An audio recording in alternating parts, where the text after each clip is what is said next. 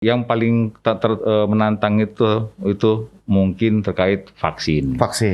Karena kan masih ada lah di sekitar kita ini orang yang belum percaya dengan vaksin. Iya, betul.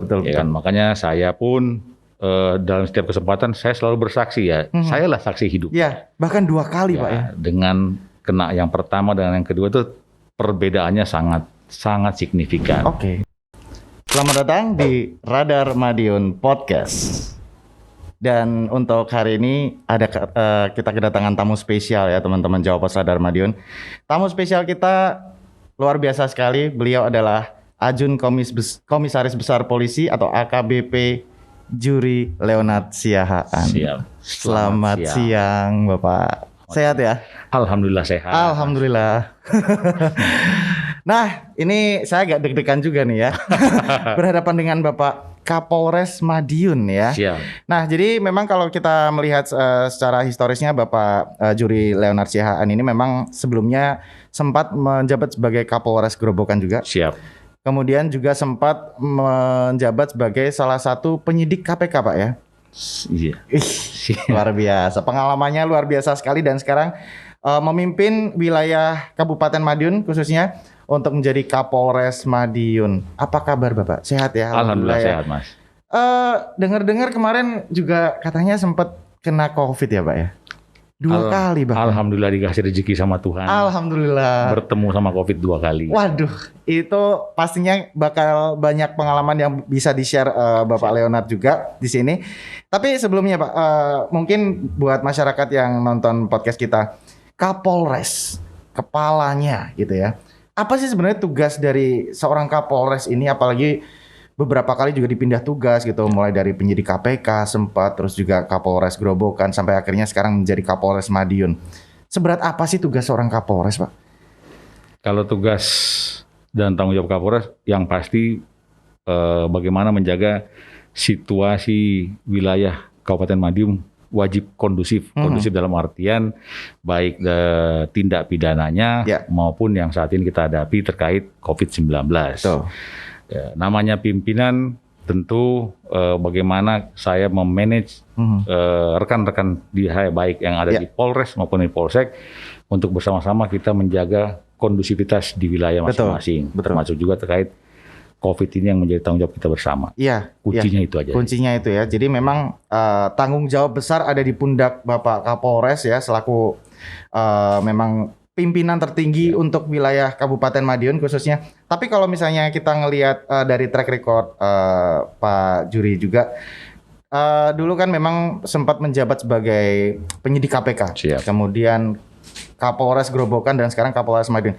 Ada perbedaan ini nggak sih Pak, pola kerja dan juga mungkin kondisi wilayah kan memang berbeda-beda gitu ya. Di Jakarta, di Grobogan, khususnya job desk-nya juga mungkin beda-beda. Ada yang lebih berat, ada yang lebih ringan kayak gitu-gitu. Bisa diceritakan nggak Pak itu? Sebetulnya kalau tugas masing-masing pasti punya kelebihan, punya kekurangan. Ya. Kelebihannya ketika di KPK tentu saya lebih fokus ke tindak pidana korupsi. Oke. Kekurangannya saya lahir sebagai polisi kan tidak semua harus bisa menguasai semua ya boleh katakan tidak pidana pendidikan. Itu kekurangannya. Namun ketika saya ditugaskan ke Grobogan, ya tentu saya harus siap untuk menjalankan tugas sebagai pimpinan di wilayah Grobogan. Dan yang saya hanya berpatokan kepada petua dari senior. Intinya Pak Kapolres itu harus menjaga kondusivitas wilayah itu harus kondusif. Dia baik dari tindak pidana maupun yang saat ini terkait COVID. Kalau misalnya dibandingin nih Pak, kalau kita bisa meng-compare antara pola masyarakat di Grobogan dan juga di Kabupaten Madiun sendiri seperti apa Pak perbedaannya? Mungkin ada yang lebih ngeyel, lebih susah diatur kayak gitu-gitu. Kalau ketika saya di Grobogan, kita tahu sendiri, masyarakat Jawa Tengah kan halus. Yes. Ketika saya mutasi ke sini, banyak menyampaikan bahwa, orang Jawa Timur itu lebih keras lah. Keras dalam artian baik dalam tutur katanya. Namun ketika saya masuk sini, rupanya tidak terlalu jauh berbeda. Kalau masalah ngeyelnya, ya saya yakin di setiap daerah pasti ada lah. Ya. Ya cuman baik di Grobogan pun ketika saya setahun di sana, kita menghimbau masyarakat untuk yang paling menantang itu mungkin terkait vaksin. Karena kan masih ada lah di sekitar kita ini orang yang belum percaya dengan vaksin. Iya, betul. Ya kan, makanya saya pun dalam setiap kesempatan saya selalu bersaksi ya. Saya lah saksi hidup. Iya, bahkan 2 kali Pak ya. Dengan kena yang pertama dan yang kedua itu perbedaannya sangat signifikan. Ya, yang pertama saya kurang lebih 3 minggu. Yang kedua karena saya sudah mendapatkan vaksin, ya saya seminggu sudah sembuh. Nah, ini merupakan satu hal yang dari awal podcast tadi juga sudah saya singgung bahwa Bapak Kapolres Madiun ini, Pak AKBP Juri Leonard Siahaan ini sudah 2 kali terpapar COVID-19, teman-teman. Boleh diceritain nggak Pak, pengalamannya seperti apa sih? Mulai dari pertama kali kena sampai pada akhirnya kena lagi, itu gimana sih Pak? Kalau yang kena pertama kali itu bulan Oktober 2020. Pada saat itu ada kegiatan yang memang mengharuskan saya langsung ikut turun berbaur di masyarakat. Setelah kejadian saya baru mengingat-ingat kenapa sih, kena di mana sih saya. Nah waktu itu setelah saya mengurai flashback belakang, oh iya kemungkinan pada saat itu ada satu momen saya melepas masker. Dan itu menurut saya sangat besar kemungkinan terkena di situ. Ketika sudah ya kurang lebih 3 minggu tadi saya isolasi mandiri, dan setelah itu istri menyampaikan udah mulai sekarang masker itu tidak boleh dilepas. Yang kedua pun saya merasa nih setelah saya flashback, kok kena di mana ya? Ya kemungkinan ketika ada satu momen saya turun ke lapangan, saya sudah merasa saya tidak ada membuka masker, baik makan maupun minum. Namun satu titik yang mungkin yang bisa, menurut saya bisa terkena itu ketika saya pulang itu tidak langsung cuci tangan, salin baju. Ganti baju gitu ya. Jadi saya pulang itu mungkin ya karena lelah masih dulu akhirnya disitulah momennya, karena baju masih dari luar. Besar kemungkinan ya saya karena perasaan ketika yang kedua itu saya tidak ada membuka masker sedikitpun karena berdasarkan pengalaman saya yang kemarin. Pertama, berarti memang yang pertama mungkin gara-gara Bapak sempat melepas masker waktu itu. Kemudian yang kedua mungkin gara-gara Bapak sempat tidak kunjung mungkin membersihkan diri setelah selepas bertugas seperti itu ya. Sampai akhirnya kena lagi gitu Pak ya. Nah, kalau untuk rasanya gimana sih Pak? Kalau untuk rasa, apa yang dirasakan pertama kali kemudian yang kedua kali kayak gitu? Ketika saya yang pertama terkonfirmasi setelah hari Rabu saya baru terkonfirmasi. Waktu itu yang saya rasakan badan pegal, greges, demam lah. Ya, demam.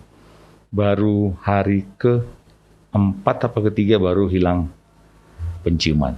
Setelah hilang penciuman, ya karena semenjak hari pertama itu saya langsung memang isolasi mandiri. Nah, terus tetap dikasih obat-obatan maupun vitamin oleh istri. Yang kedua malah seperti saya sampaikan, lebih kepada saya tidak merasakan apa-apa. Yang pertama tanpa gejala gitu. Tanpa gejala. Namun kalau bahasa mediknya kan city value saya yang pertama dengan yang kedua itu jauh berbeda. City value saya yang pertama itu sekitar 15. City value saya yang kedua itu 31. Jadi menurut saya dan istri itu ada pengaruhnya dari vaksin. Karena selain saya sudah pertama kali terkonfirmasi bulan Oktober, berarti kan imun sudah tumbuh. Sudah mulai mengenali. Iya, sudah mulai mengenali. Ditambah lagi dengan kena Yang kedua. didapat vaksin ini, ya otomatis tentara dalam badan saya kan sudah semakin banyak lah. Iya. Makanya itulah menurut saya manfaatnya vaksin itu sangat besar sekali. Karena pastinya ada sedikit gejolak gitu ya di dalam tubuh mungkin untuk mengenali cairan yang masuk, vaksin yang masuk. Sehingga pada akhirnya ya mungkin memang ada beberapa efek-efek tertentu, tapi ya itu mungkin hanya berlangsung beberapa saat aja. Dan saya pikir itu justru menjadi salah satu hal yang memang harus kita terima karena memang ada beberapa efek vaksin, tapi pada akhirnya kita memang harus mengakui bersama bahwa vaksinasi ini merupakan salah satu solusi yang cukup efektif juga untuk menanggulangi COVID-19 kayak gini ya. Kalau kita ngomongin penanganannya sendiri Pak, di Kabupaten Madiun sendiri, Bapak bertugas berarti sejak bulan apa kemarin? Juni 2021. Berarti rentan Juli, Agustus 2 atau 3 bulan di Kabupaten Madiun ya. Apa saja yang sudah dilakukan oleh pihak Polres Madiun sendiri untuk menekan laju pertumbuhan COVID-19 di Kabupaten Madiun sendiri, Pak? Oh ya, mungkin yang pertama tadi masalah setelah divaksin. Saya pribadi setelah divaksin baik pertama kedua tidak ada merasakan apapun. Tidak merasakan apapun? Tidak merasakan. Ya memang sih ada beberapa anggota yang merasakan dan saya ada yang ngantuk. Oh ya, ada yang lapar. Ya alhamdulillah saya pertama dan kedua tidak ada masalah. Gitu. Yang terkait masalah apa yang sudah kami lakukan. Kami Polres Madiun bersama-sama dengan Kodim, Dinas Kesehatan, Pemkab lah. Sejak awal memang sudah komitmen bagaimana caranya apapun usaha yang kita lakukan untuk menekan angka COVID. Saya masuk sini kita tahu sendiri puncak-puncaknya ke gelombang kedua kemarin kita Jawa Timur. Juni ya? Ya, Juni-Juli. Di mana angka warga bertambah terus. Salah satu langkah yang kita lakukan, ada beberapa langkah yang kita lakukan. Antara lain operasi justisi yang kita lakukan secara bersama-sama baik dari Polres, Kodim maupun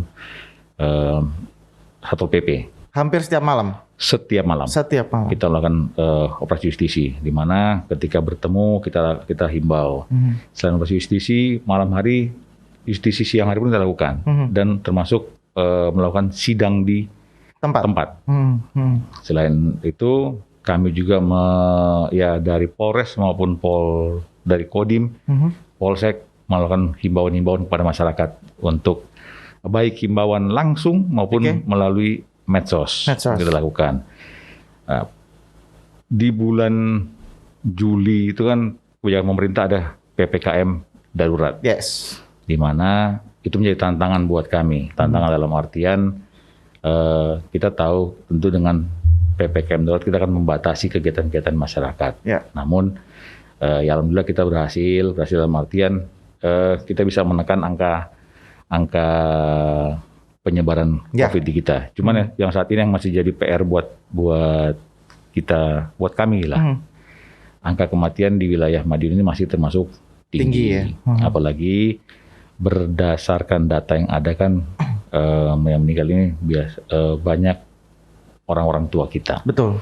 Untuk itu kan mungkin mari kita sama-sama menghimbau apabila ada warga kita yang mungkin mengalami gejala sakit, demam, akan lebih bagus apabila yang bersangkutan itu langsung datang ke puskesmas atau ke rumah sakit untuk melakukan rapid antigen. Setelah rapid antigen pun ketika mungkin hasilnya reaktif, ya kami Polres, Kodim dan pemerintah kabupaten menawarkan untuk, sebenarnya bukan menawarkan sih, kami menyarankan untuk dilakukan isolasi terpadu. Kenapa isolasi terpadu, Mas? Karena isolasi mandiri di rumah kadang-kadang kan orang lebih memilih isoman di rumah. Ya, betul. Cuman iya kalau warganya ini disiplinnya tinggi. Ya, betul. Iya kalau dia, karena pengalaman saya 3 minggu di dalam kamar itu tidak enak. Nggak enak ya Pak ya. Karena beberapa orang yang memilih isolasi mandiri ini memang banyak yang menakutkan bahwa si orang ini apakah memang bisa kooperatif untuk bisa menjaga dirinya dan juga keluarga. At least dia benar-benar bisa menjaga jarak dengan sekitar. Dan juga selain itu penanganannya pun juga tidak selengkap di isolasi terpadu. Kalau di isolasi terpadu mungkin ada beberapa para nakes juga di situ, ada beberapa obat-obatan juga yang bisa meminimalisir rasa sakit atau misalnya mengurangi efek dari virus COVID-19.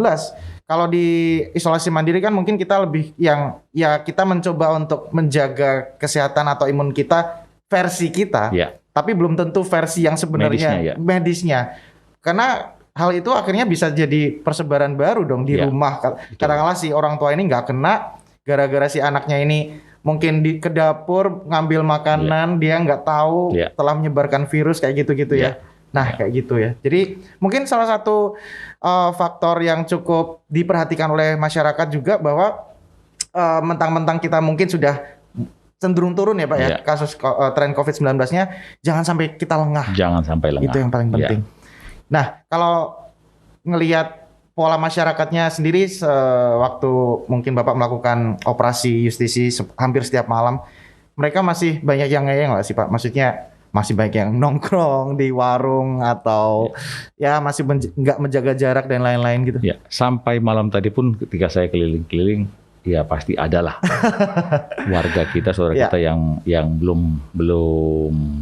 belum mau mematuhi baik instruksi Mendagri 39 maupun instruksi Bupati yang terbaru. Namun kan kami dari Polres maupun dari Kodim dan dari Pemkab tetap berusaha untuk menghimbau warga agar kembali saat ini kita berusaha untuk menumbuhkan kesadaran pribadi dari masyarakat. Jadi jangan hanya top down ke atas. Kami juga beberapa kali saya sampaikan kepada rekan-rekan saya di Polres, di Polsek, ayo kita ajak kayak pemilik rumah makan, angkringan untuk punya kesadaran sendiri. Maksudnya dalam artian kayak gini, ketika pemilik warung makan ada customernya datang, tidak prokes, pemilik warung makan harus berani untuk mengingatkan. Karena kenapa? Ketika kita tidak minta-minta kembali ke level 4, kan yang susah kita semua juga. Betul. Yang susah kawan saudara pemilik rumah makan juga. Sama ketika kemarin ada dibuka PTM, pembelajaran tatap muka. Ya kita bebankan juga, kita bukan bebankan, kita menghimbau pada orang tua.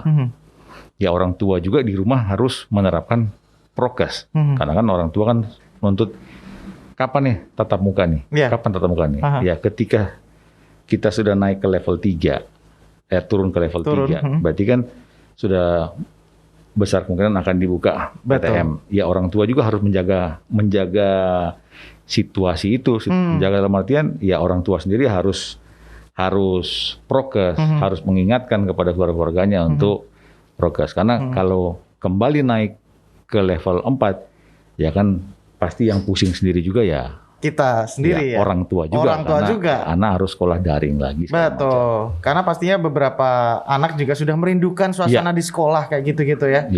Aduh luar biasa sekali. Pastinya beberapa penanganan dan juga langkah antisipasi dari Polres Madiun dan juga pemerintah setempat juga sudah maksimal sekali untuk menekan laju pertumbuhan COVID-19 di Kabupaten Madiun khususnya. So ini mungkin terakhir Pak ya, mungkin lebih ke himbauan kali ya. Mumpung ada Bapak Kapolres di sini dan kita mungkin akan ditonton banyak orang juga nantinya. Kasih ini dong Pak, kasih advice, kasih nasihat, kasih himbauan ke masyarakat khususnya Kabupaten Madiun atau bahkan mungkin Madiun Raya atau siapapun yang memang masih belum taat protokol kesehatan, yang masih belum kooperatif dalam menjalankan disiplin prokes dan lain-lain, mungkin bisa disampaikan. Ini bukan dari saya ya teman-teman, dari Bapak Kapolresnya sendiri, Kapolres Madiun. Silakan Bapak, monggo. Mungkin saran dari kami, pertama warga harus menumbuhkan di dalam dirinya sendiri disiplin. Maksudnya mulai sekarang kita sudah harus biasakan ketika kita keluar rumah beraktivitas, kurang rasanya kalau kita tidak membawa masker. Betul. Kurang rasanya ketika kita tidak membawa hand sanitizer. Betul sekali. Saya sempat Pak mau keluar rumah nggak bawa masker. Saya karena udah kebiasaan pakai masker, akhirnya kok ada yang kurang. Saya balik dong. Betul. Ya kan yang kayak gitu ya sama ketika anak muda zaman sekarang kan ketika kelupaan bawa handphone kan, itu sangat Ya. malah petaka banget gitu kan. Nah, sama. Jadi itu yang kita mau tumbuhkan kepada warga betul. kita. Ketika keluar wajib membawa masker. Atau wajib setidaknya membawa 2 masker lah setiap 4 jam sekali diganti. Betul. Selalu membawa hand sanitizer juga. Ya, terus ketika beraktivitas ya harus selalu jaga jarak. Terus tidak perlu ikut kerumunan. Yang berikutnya, saat ini kan pemerintah sedang gencar-gencarnya melaksanakan vaksin. Ya, saran saya kepada masyarakat, ayo kita ikut vaksin. Silahkan. Di Instagram kan banyak yang bertanya, Pak, di mana saja vaksinnya? Kan gitu. Saat ini kebijakan dari Bapak Kapolri, Bapak Kapolda, Polres itu kan diberikan vaksin. Dan kami pun juga hampir setiap hari itu melaksanakan vaksin. Silakan di-update di Instagram Polres Madiun maupun di Instagram Pemkab. Itu pasti tertera kapan pelaksanaan vaksinnya. Baik umur 12 tahun sampai 18 tahun atau mungkin orang tua kita, lansia kita yang membutuhkan, silahkan menghubungi Polres, nanti kita akan berikan vaksinnya. Nah, itu dia ya. Jadi memang satu himbauan yang pastinya harus diperhatikan juga oleh teman-teman ya, khususnya sekarang masih masa pandemi, walaupun memang udah mulai berangsur-angsur turun, jangan sampai lengah. Protokol kesehatan paling penting, bawa masker, tadi yang sudah disampaikan oleh Bapak Kapolres, bawa masker, kalau bisa tambahin hand sanitizer, bahkan kalau bisa maskernya ditambahin lagi. Cadangan, terus jaga jarak, hindari kerumunan, hindari keramaian, dan pastinya ikut vaksin ya. Dan sekali lagi, mungkin informasi terkait vaksinasi di Kabupaten Madiun, tadi juga sudah disampaikan oleh Bapak Kapolres bahwa sudah diselenggarakan hampir setiap hari, Pak ya? Setiap hari. Di beberapa tempat juga, termasuk di kantor Kapolres juga, kemudian mungkin di beberapa tempat-tempat puskesmas dan lain-lain. Sekarang kayaknya informasi terkait vaksinasi udah banyak sekali didapatkan, sudah gampang. Jadi saya pikir himbauan seperti ini semoga juga bisa diperhatikan sama teman-teman supaya kita juga bisa bersama-sama menanggulangi, membatasi, dan juga bisa menurunkan tren kasus COVID-19 khususnya di Kabupaten Madiun. Amin. Gitu ya. Amin.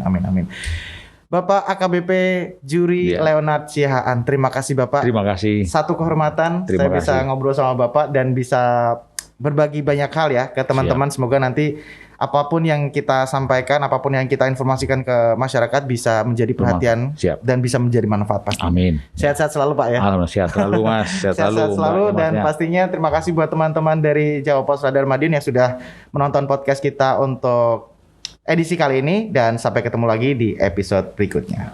Ciao.